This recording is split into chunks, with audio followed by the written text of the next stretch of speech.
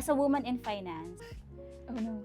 sa mga movies, pag nakikita mo, parang puro lalaki sila. So, did you ever feel Actually, underestimated? madami. Pag babae ka, tas bata ka.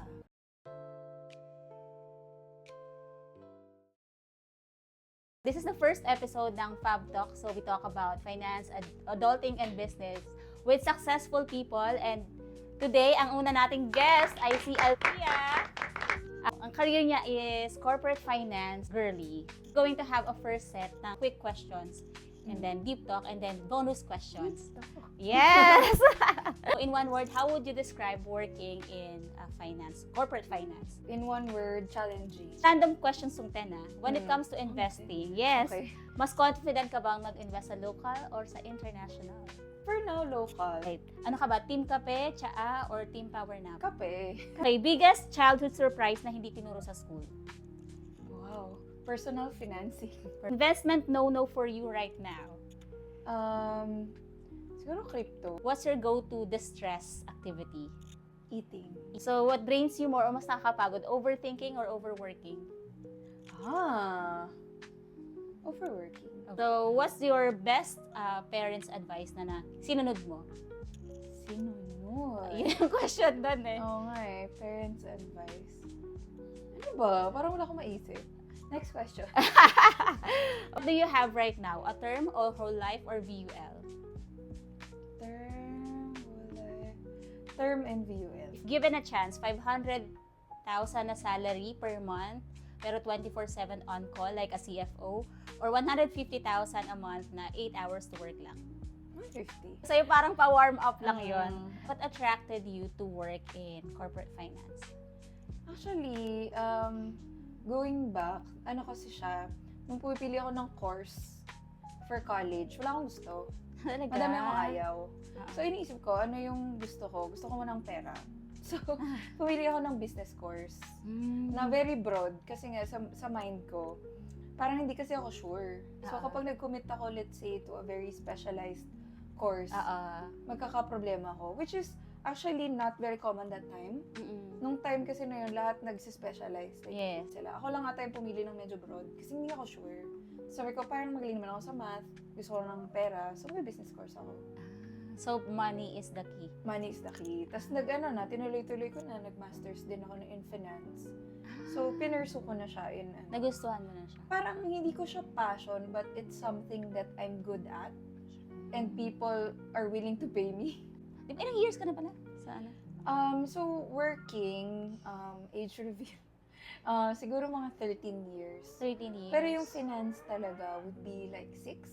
Half of it. So, for sure, kasi di ba finance medyo sabi mo challenging, nakaka-burnout. How do you handle with that? Kasi yun yung common na problema ngayon Yes, oo. Diba? So, I try na parang to compartmentalize.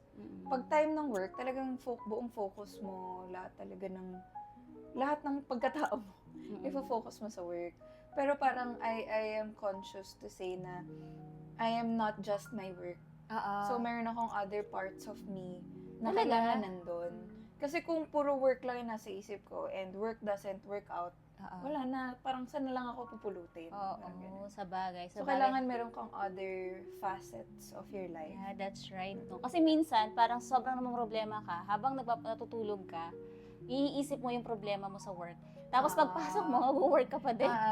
Parang hindi siya. Tapos yun nga, like, kapag hindi nakakapagpahinga yung brain mo, sa tingin ko, hindi ka din nagiging productive. That's a nice advice. So, medyo alam ko na. Was there any moment na parang, nung sinabi mo, kasi sinabi mo kanina, parang you left the current job. Parang, was there any moment naman na parang you're thinking about, kasi since it's challenging, parang gusto mo bang umalis on that industry or think about other? The thing with finance kasi, very broad siya. So, I don't think na-touch ko na lahat ng parts of finance. So, meron, parang iniisa-isa ko siya na parts to see kung ano yung okay sa akin or not. So, kaya ngayon, parang nag-e-explore ako ng ano yung pwedeng different parts of finance or like, even with the stage of the company, iba-iba yun eh. Kung early stage yung company, iba din yung experience mo doon. Kung growth stage siya or yung mature stage, iba-iba din siya. So, yung thing lang with finance is, alam mo, di mauubos mo siya. Ang dami niyang, okay. kasi meron din corporate finance and then there's a personal finance side din. So, Tas may ano level siya? of, Oo, ano may ba? level din siya. Mm. Depende din, iba-iba din siya. Medyo parang same but different siya sa industries. So, parang pwede mo din siya i-replicate. Hindi ka starting from scratch pag lumipat ka na industries. That's nice pala. So, Okay din madami pala ka yung namang course na yun. pwedeng anuhin. In fairness naman dun sa third year high school na Alvia, medyo may sense naman pala yung ano niya. Plano niya sa buhay. Yung choices niya. Oo. So, ano sa palagay mo yung misconceptions ng mga tao when they work in the finance industry? Alam mo, iniisip ng lahat, magaling kami mag-handle ng personal namin pera. Oh. Pero yung corporate finance, iba kasi yung paghawak mo yung pera ng kumpanya. Kasi yung pera mo.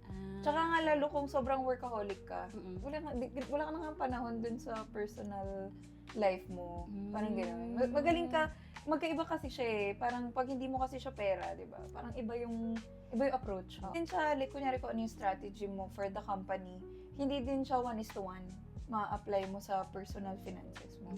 Kasi magkaiba eh. Meron ka bang ganung level of money? Oh yeah. Di ba? As a woman in finance naman, Oh no. 'di ba parang sa mga movies, pag nakikita mo parang puro lalaki sila, did you ever feel Actually, underestimated? madami. Oo. Ay, talaga? Especially pag babae ka, tas bata ka. Parang ganon. Kasi, ano eh, yung background ko, nag-spend ako ng 7 years sa corporate company, tas nag-startup ako. So, sa startup kasi medyo mabilis. Like, yung time it takes para maging manager ka sa corporate, sobrang tagal. Kasi sa startup naman, minsan, manager ka kagad. Parang ganon. So, minsan din, like, especially if in the Philippines, yung mga kausap mo na client,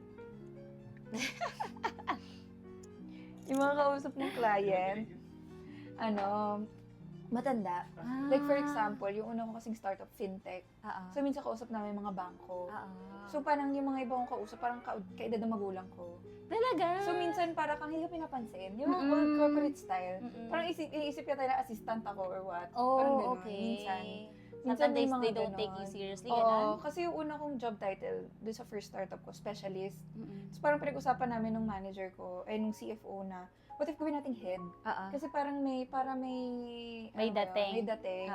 Parang mas seryosoy ka. Parang parehas lang naman yung work. Pero yun nga, kasi kahit sa Philippines, minsan parang i-respect ka nila when you have a title. Especially nga, bata ako.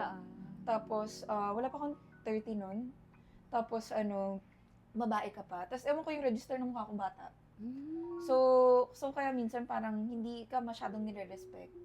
Minsan, pero minsan naman hindi. Parang may mga tao naman na mas, hindi masyadong judgy. Okay. Pero meron pa rin talaga yung mga more traditional. Pero how do you handle that? Wala, hinahayaan ko lang. Tapos, I just do the work. Kasi kahit naman kahit minsan sa coworkers, you have to prove yourself din.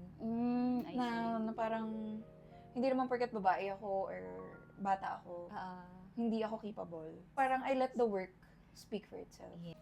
What if parang someone like a high school student or yung is considering na para mag-work in a corporate finance or finance in general?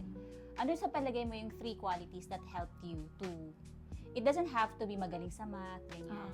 At Yun yung sasabihin ko sana eh. Okay, I know, kasi parang, hindi kasi parang, no. diba? Parang, alam, by default, alam na yon. So, parang, parang 3 skills or parang characteristic ng isang tao para, I think you will do it or better or good in finance. Ganyan. One would be, siguro, kailangan lifelong learner. Kasi nga sabi ko yung finance, it's very broad. Pero syempre dapat may alam ka. So, kailangan continuously nag-check ka ng mga trends. Yes. Or kung may specific kang industry na tina-target, dapat alam mo. Like, alam mo yung, kung ikaw yung finance, ano yung dapat alam mo in that industry. Medyo broad nga talaga siya. Broad talaga siya. Kasi, oo, pero hindi naman pwedeng yun lang yung alam mo. Kailangan kung kunyari, like for example, nung nasa Meralco ako, yung mga ka-work ko puro engineer.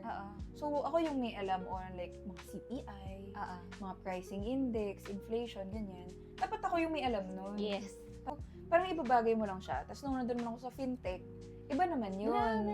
Diba? Tapos nung napunta naman ako sa edtech, kasama ko puro teacher. So, hindi ko alam yung lingo. So, kailangan ko siya aralin. Kailangan ahead, parang maalam ka in finance mismo, but also in the industries that you wanna work for. Important yun. And second naman, I think, given that, Pero how do you parang make sure that you are parang knowledgeable on those industries? So, parang sa akin, social media kasi is powerful. Ah, So, kailangan i-balance mo naman, hindi na puro kalokohan lang yung follow mo. So, at nagpo-follow ka din mga pages that you learn from. okay. Parang ganun. Oo. Para alam mo, Yes. hindi puro memes. Puro memes lang yung alam. And then yung second and third parang skills na kailangan. So, first one would be, siguro, yung pakikipagtao. Kasi nga, pwede ka kahit anong industry. So, hindi lagi na banking people yung kausap mo. Oo. Minsan, kausap mo nga, like me. Very Nagpunta ako flexible mga pala yung teacher. finance, no? Akala mo parang brain ang pinapagana. Pati pala charm. Yes. Oo, kailangan din ng charm. Kasi, parang for example, yun nga, so fintech company, it's kind of a lending company. So, may mga problema na kahit ikaw yung manager, kailangan you have to step in. Ikaw yung makikipag-usap sa madami na siyang issue, kaya nga na-escalate sa'yo, ganun. So, kailangan It's a marunong good ka thing pala makipag-usap. na, Extrovert. extrovert ka. Oo, pero hindi naman lang siya pang extrovert lang. Okay. May mga introvert din naman, pero yun nga, you have to know how to talk to people from different backgrounds, Okay. different ranks, Oo. ganun. Kasi hindi naman laging executive lang yung kausap mo eh. Minsan, iba-iba din. So, yun yung second. And yung third, I think would be, open-mindedness din.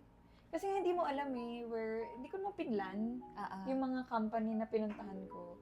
Pero you have to be open-minded na, since finance is broad and it is applicable, lahat ng kumpanya may finance. Oo nga. So, how do you, That's how they survive. exactly.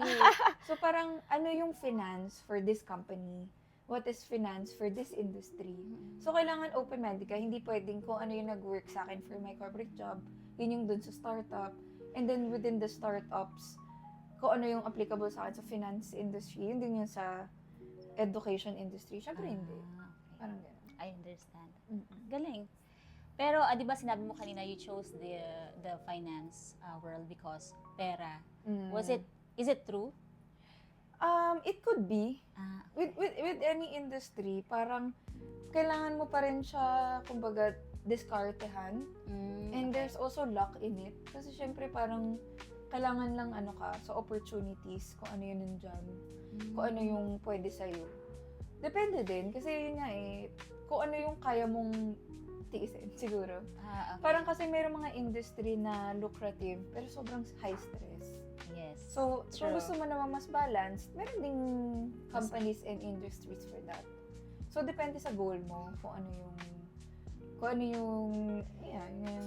magbibigay sa'yo ng goal mo. Which is mine kasi, una was financial stability.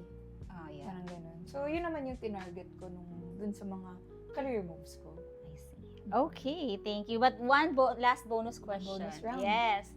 Mga message mo sa mga tao na younger, parang mga kabataan na gustong parang they thinking about going into finance. However, di pa lang sila sure. So, complete the sentence. Minsan, kailangan mo lang blank.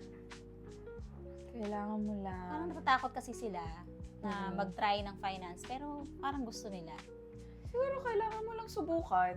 Like with anything Hindi mo kasi malalaman na, kunyari kahit sabihin ko, explain ko lahat ng parts ng finance na alam ko.